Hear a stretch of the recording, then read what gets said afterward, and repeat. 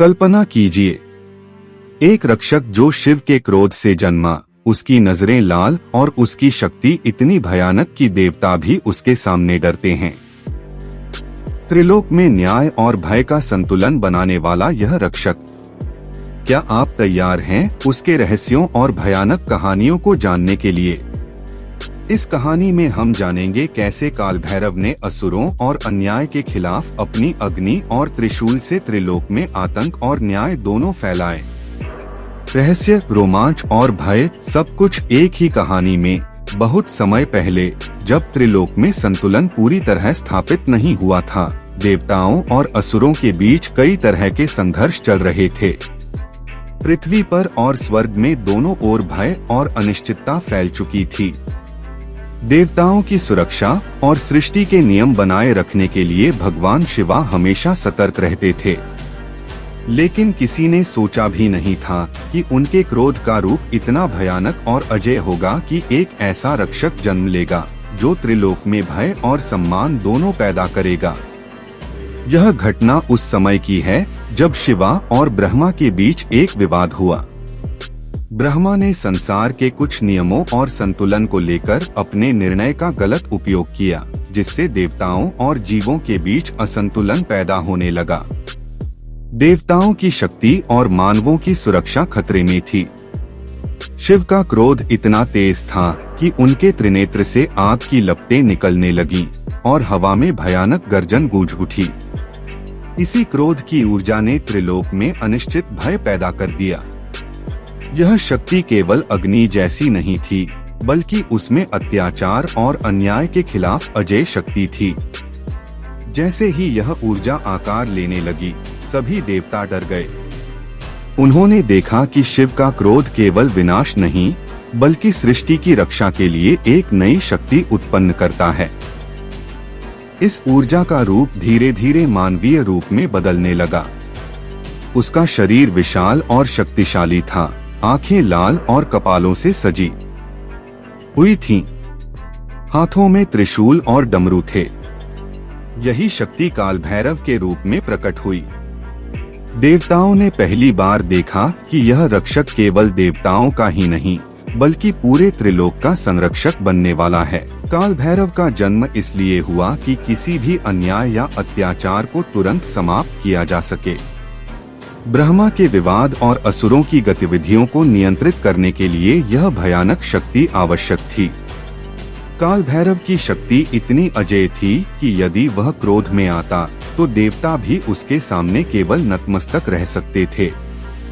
जैसे ही काल भैरव का रूप पूर्ण हुआ, उसने अपनी पहली निगाह त्रिलोक पर डाली। उसका शरीर जलते हुए अग्नि की तरह चमक रहा था।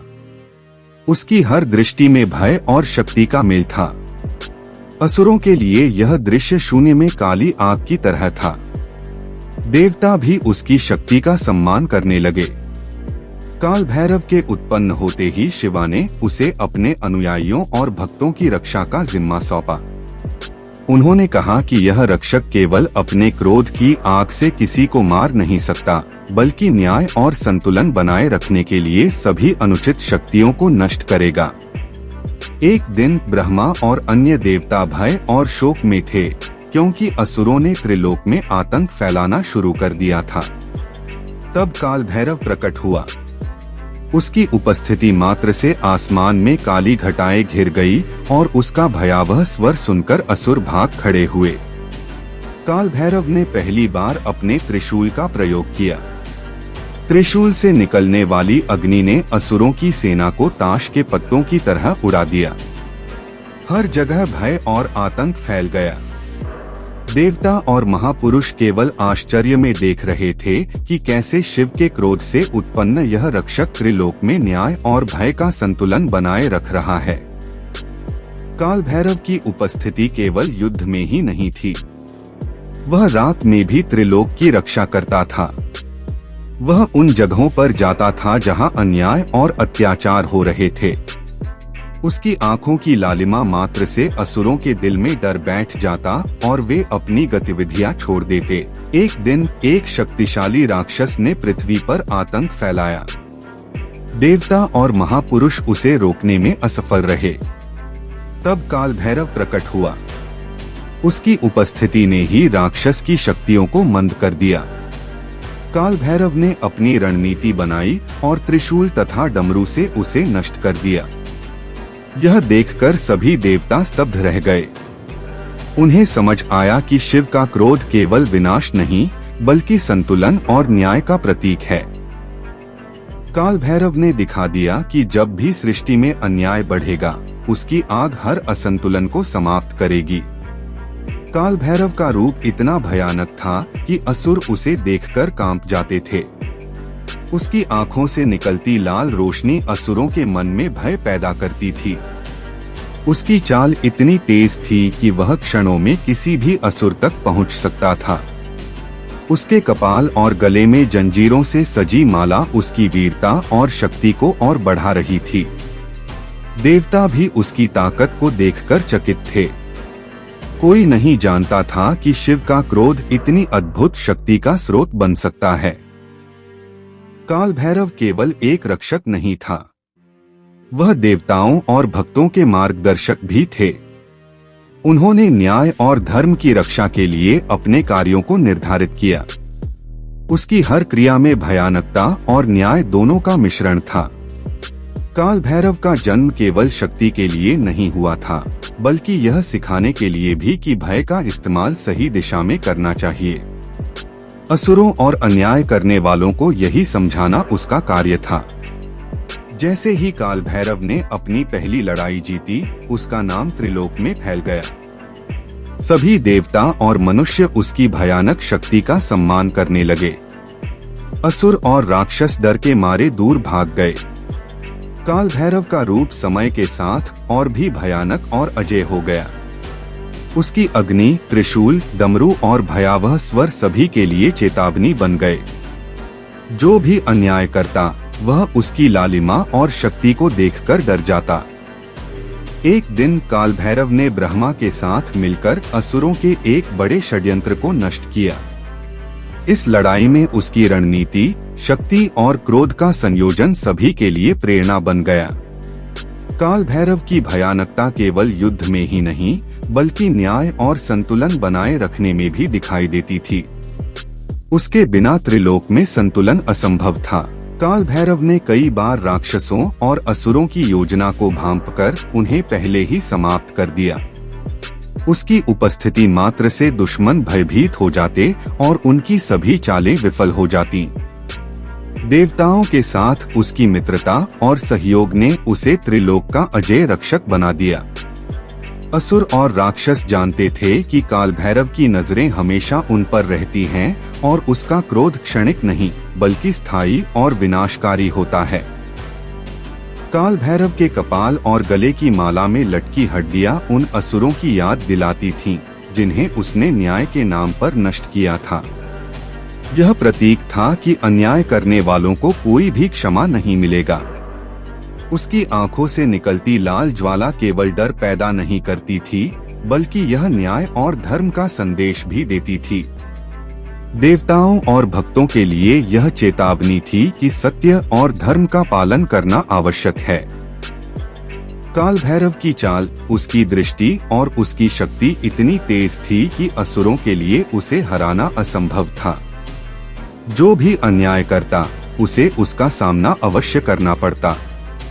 एक बार महाप्रलय के समय जब असुरों ने त्रिलोक में पूर्ण तबाही लाने की कोशिश की, काल भैरव ने अपनी पूरी शक्ति का प्रदर्शन किया। उसने अपनी अग्नि और त्रिशूल की शक्ति से सभी असुरों को धूल में मिला दिया। देवता और साधु उसकी शक्ति देखकर स्तब्ध रह गए। सभी ने जाना कि शिव का क्रोध केवल एक विनाशक नहीं बल्कि त्रिलोक का रक्षक है। काल भैरव ने यह सिद्ध कर दिया कि न्याय और संतुलन बनाए रखना उसकी प्राथमिकता है। काल भैरव की उपस्थिति ने न केवल असुरों को भयभीत किया, बल्कि उसने सभी भक्तों और देवताओं के दिलों में विश्वास और सुरक्षा की भावना पैदा की। उसकी छाया में सभी सुरक्षित महसूस करते। समय के साथ काल भैरव का नाम सभी लोकों में फैल गया। असुरों ने भी डर के कारण असत्य और अन्याय करना छोड़ दिया।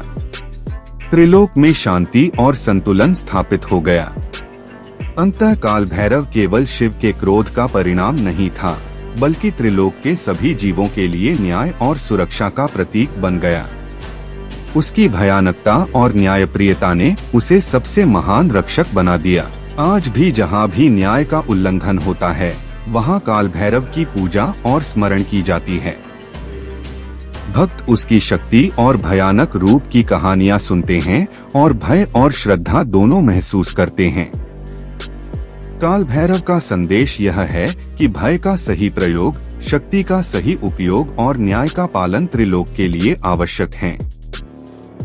उसकी कहानी आज भी हमारे लिए प्रेरणा है। असुर और अन्याय के सामने सच्चाई और न्याय की रक्षा करना काल भैरव की तरह वीर और निडर होना है। काल भैरव शिव के क्रोध से जन्मा यह रक्षक हर समय त्रिलोक में नजर रखता है। उसका अस्तित्व केवल डर पैदा करने के लिए नहीं, बल्कि न्याय और संतुलन बनाए रखने के लिए है। यही वह भयानक, अद्भुत और अजेय शक्ति है जिसे हम काल भैरव के नाम से जानते हैं। उसका जन्म, उसका रूप और उसकी भयानकता आज भी त्रिलोक में भय और सम्मान दोनों पैदा करती है। यदि हमारी यह कहानी आपको पसंद आई हो तो लाइक करें, कमेंट में बताएं कि आपको काल भैरव की कौन सी शक्ति सबसे ज्यादा भयानक लगी और हमारे चैनल को सब्सक्राइब करना न भूलें। शेयर करें उन लोगों के साथ जो रोमांच, रहस्य और अद्भुत कहानियां पसंद करते हैं। और हाँ, बेल आइकन दबाना मत भूलिए ताकि आप हमारे अगले भयानक और रहस्यमय वीडियो सबसे पहले देख सकें। तब तक के लिए बोलिए जय श्री राधा कृष्ण, राधा राधा।